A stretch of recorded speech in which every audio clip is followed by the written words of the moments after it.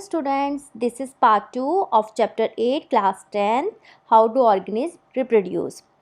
इस वीडियो में हम लोग देखेंगे टाइप्स ऑफ रिप्रोडक्शन और रिप्रोडक्शन के बारे में काफ़ी कुछ मैंने फर्स्ट वीडियो में बताया है, तो आप पहले उसको देख लें ताकि आपको ये अच्छे से समझ में आ सके। There are two type of reproduction, asexual reproduction and sexual reproduction. Asexual reproduction क्या होता है बच्चा, जिसमें सिंगल पेरेंट पार्टिसिपेट करता है रिप्रोडक्शन में और न्यू इंडिविजुअल प्रोड्यूस करता है।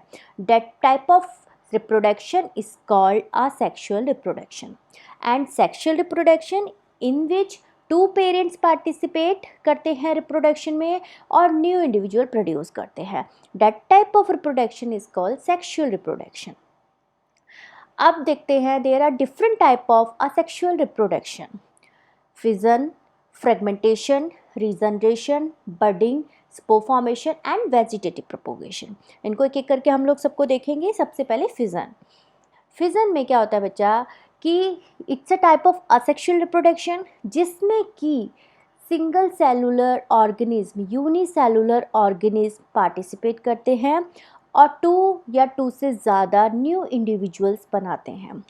ओके, फिजन टू टाइप्स क्या होता है, बाइनरी फिजन और मल्टीपल फिजन।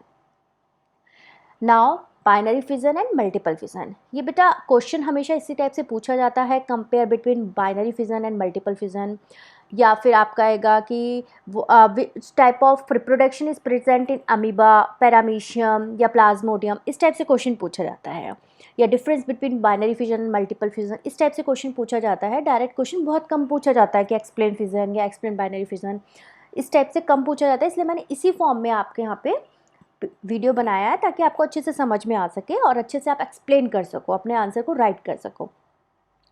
बाइनरी फिजन मतलब, बाइनरी मतलब जब ऑर्गेनिज्म डिवाइड होकर टू डॉटर सेल्स बनाता है, that type of fission is called binary fission.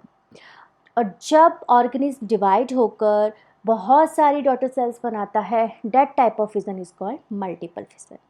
Okay, in binary fission इसमें सिर्फ डिवीज़न एक बार होता है, ऑर्गेनिज्म एक बार डिवाइड करता है। मल्टीपल फिजन में ऑर्गेनिज्म बार बार डिवाइड करता रहता है। देखो कैसे समझते हैं इसको। ये एक एग्जांपल है बाइनरी फिजन का। इसमें ये एग्जांपल है अमीबा का। अमीबा ये पेरेंट सेल है, ये फुली मैच्योर्ड पेरेंट सेल है जो कि now it can be divide, अब ये डिवाइड कर सकती है और न्यू डॉटर सेल्स बना सकती है। तो अमीबा जो है, जब इसमें डिवीज़न होता है, जब इसमें रिप्रोडक्शन होता है, तो क्या होता है, सबसे पहले न्यूक्लियस जो है वो थोड़ा एलोंगेट होता है। फिर उसके बाद ये न्यूक्लियस टू पार्ट्स में डिवाइड हो जाता है। फिर उसके बाद साइटोप्लाज्म डिवाइड होना स्टार्ट होता है, जैसे ये ग्रुप बन रही दिख रहा है, और फिर साइटोप्लाज्म भी डिवाइड हो जाता है, टू न्यू डॉटर सेल्स बन जाते हैं। सबसे इम्पॉर्टेंट चीज़ यहाँ पे क्या है कि सबसे पहले न्यूक्लियस डिवाइड होता है या साइटोप्लाज्म डिवाइड होता है? न्यूक्लियस डिवाइड होता है, ये क्वेश्चन पूछा जाता है। ओके, कि पहले न्यूक्लियस डिवाइड होता है या पहले साइटोप्लाज्म डिवाइड होता है? पहले न्यूक्लियस डिवाइड होता है, उसके बाद साइटोप्लाज्म डिवाइड होता है। Second important thing is, amoeba में जो रिप्रोडक्शन होता है, जो बाइनरी फिजन होता है बेटा, वो किसी भी ओरिएंटेशन से हो सकता है, मतलब किसी भी प्लेन पे हो सकता है। मतलब अमीबा ऐसे भी अपने आप को टू पार्ट्स में डिवाइड कर सकता है, ऐसे भी रिप्रोडक्शन कर सकता है। अमीबा ऐसे भी रिप्रोडक्शन करके टू पार्ट्स में डिवाइड हो सकता है, ऐसे भी फिजन हो सकता है इसमें। इस टाइप से भी इसमें रिप्रोडक्शन हो सकता है, डिवाइड हो सकता है। इस टाइप से भी ऐसे भी डिवाइड हो सकता है, न्यूक्लियस टू पार्ट्स में डिवाइड हो जाएगा या एलोंगेट होके।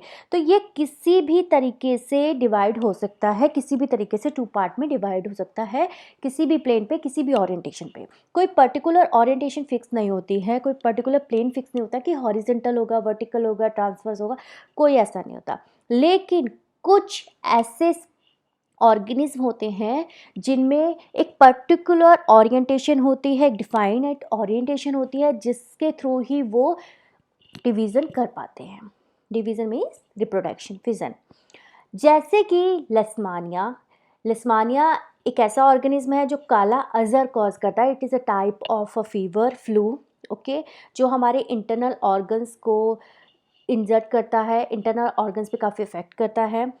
इसमें जो डिवीज़न होता है डेट इज़ लॉन्गिट्यूडनल, क्योंकि इसकी शेप इस तरह से होती है, इसमें आगे की वाइप लाइक स्ट्रक्चर प्रेजेंट होता है, तो इसमें जो डिवीज़न होता है वो लॉन्गिट्यूडनल होता है। सबसे पहले न्यूक्लियस डिवाइड हुआ, न्यूक्लियस डिवाइड होने के बाद साइटोप्लाज्म डिवाइड होगा, सेम प्रोसेस वही है, बस इसमें जो डिवीज़न होगा वो इस तरह से होगा,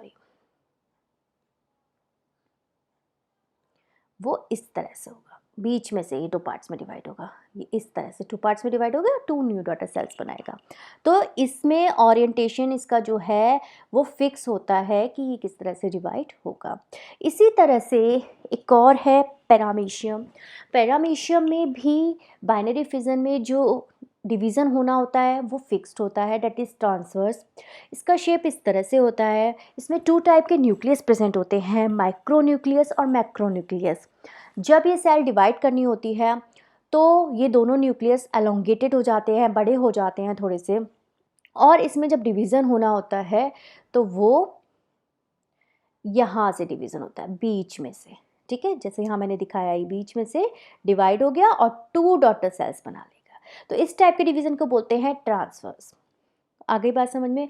तो बाइनरी फिशन में भी डिपेंड्स ऑन द ऑर्गेनिज्म की शेप के ऊपर थोड़ा डिपेंड करता है कि उसमें किस टाइप का डिवीज़न प्रेजेंट होगा। इसके बाद आता है मल्टीपल फिजन। मल्टीपल फिजन में क्या होता है बच्चा, जब भी ऑर्गेनिज्म को डिवाइड करना होता है, वो पूरा मैच्योर हो जाता है, तो जब उसको डिवीज़न करना होता है, रिप्रोडक्शन करना होता है, तब वो अपने चारों ओर एक प्रोटेक्टिव वॉल, एक सिस्ट बना लेता है और उसके अंदर ही अंदर न्यूक्लियस डिवाइड होते रहते हैं और नई डॉटर सेल्स बनाते रहते हैं। जब ये पूरी डॉटर सेल्स बन जाती हैं तो ये प्रेशर पड़ता है वॉल पे और ये वॉल फट जाती है, सारी डॉटर सेल्स बाहर रिलीज़ हो जाती है। It is the type of reproduction multiple fission in it's a type of multiple fission. Okay, अब ये किस में मिलता है? ये मिलता है प्लाज्मोडियम। प्लाज्मोडियम जो मलेरिया कॉज करते हैं, ये उनमें मिलता है, उस टाइप के। ठीक है, समझ में आ गया? बाइनरी फिजन और मल्टीपल फिजन दोनों चीज़ें क्लियर हो गई यहाँ पे। उसके बाद आता है फ्रेगमेंटेशन। फ्रेगमेंटेशन में क्या होता है, इसमें सिंपल मल्टी सेलुलर ऑर्गेनिज्म जो होते हैं वो 2 या 2 से ज़्यादा फ्रेगमेंट्स या पीसेस में डिवाइड होते हैं और फिर वो नए इंडिविजुअल्स बनाते हैं। यहाँ पे फिजन में यूनिसेलुलर ऑर्गेनिज्म में डिवाइड कर रहे थे और फ्रेगमेंटेशन में simple multi cellular organism divide करते हैं। कैसे? देखो बच्चा, ये एक एग्जांपल है स्पायरोगैरा का। स्पायरोगैरा में क्या होता है, जब इसमें फ्रेगमेंटेशन होना होता है तो स्पायरोगैरा 2 से ज़्यादा फ्रेगमेंट्स में डिवाइड हो जाता है। ये जो फ्रेगमेंट्स होते हैं फिर ये न्यू इंडिविजुअल्स बनाते हैं। आगे बात समझ। What is the difference between fragmentation and fission? Both are the same thing कि दोनों में डिवीज़न हो रहा है, नए आपके इंडिविजुअल्स बन रहे हैं। क्या डिफरेंस है बच्चा, ये क्वेश्चन पूछा जाता है। ये नहीं पूछा जाएगा व्हाट इज़ फ्रेगमेंटेशन, ये पूछा जाएगा what is the difference between fission and fragmentation. तो डिफरेंस क्या होता है, जब फिजन में डिवीज़न होता है, जब रिप्रोडक्शन होता है तो 2 न्यू इंडिविजुअल्स बनते हैं, ठीक है। लेकिन फ्रेगमेंटेशन में जब रिप्रोडक्शन होता है तो फ्रेगमेंट्स बनते हैं, पीस बनते हैं और वो पीस आगे चल के न्यू इंडिविजुअल्स बनाते हैं। ये न्यू इंडिविजुअल्स नहीं होते, ये पीसेस होते हैं, फ्रेगमेंट होते हैं और ये न्यू इंडिविजुअल्स बनाते हैं और यहाँ पे पूरे न्यू इंडिविजुअल्स बनते हैं, डॉटर सेल्स बन जाती है। This is the difference between fragmentation and fission. तो मैंने ऑलरेडी यहाँ पे बताया हुआ भी है। ओके, अब मेन चीज़ क्या है बच्चा, एक चीज़ और है जो मैं आपको बताना चाहती हूँ कि ये जो रिप्रोडक्शन के प्रोसेस है, फिजन हुआ, फ्रेगमेंटेशन हुआ, आगे मैं और पढ़ाऊँगी बटिंग वगैरह, ये small simple multi cellular organism या यूनिसेलुलर ऑर्गेनिज्म में होते हैं। क्यों? क्योंकि जो हमारे कॉम्प्लेक्स मल्टी सेलुलर ऑर्गेनिज्म होते हैं, बड़े जो हैं, उनमें क्या होता है, उनमें बहुत सारी सेल्स प्रेजेंट होते हैं। वो सेल्स मिलके डिफरेंट ऑर्गन्स बनाते हैं। वो डिफरेंट ऑर्गन्स डिफरेंट पोजीशंस पे जाके अपनी पोजीशंस लेके पूरा एक ऑर्गेनिज्म बनाते हैं। तो इसी तरह से उनमें, क्योंकि अलग अलग चीज़ों के अलग अलग सिस्टम होते हैं, इसलिए उनके लिए रिप्रोडक्शन के लिए भी अलग से सेल्स प्रेजेंट होती हैं, डेट आर रिप्रोडक्टिव सेल्स। इसलिए उनमें, क्योंकि उनमें डिफरेंट फंक्शन के लिए डिफरेंट डिफरेंट सेल्स प्रेजेंट है, तो रिप्रोडक्शन के लिए भी अलग से सेल्स प्रेजेंट होती हैं, अलग से सेल बनती हैं। इसलिए जो सिंपल ऑर्गेनिज्म है उनमें फ्रेगमेंटेशन, फिशन ये सब इजीली हो सकता है, लेकिन जो कॉम्प्लेक्स मल्टीसेलुलर ऑर्गेनिज्म है उनमें ये वाले प्रोसेस नहीं हो पाते हैं। ओके, कई बार ये क्वेश्चन पूछा जाता है। Okay, thank you so much बच्चा, and wait for my next video. Thank you.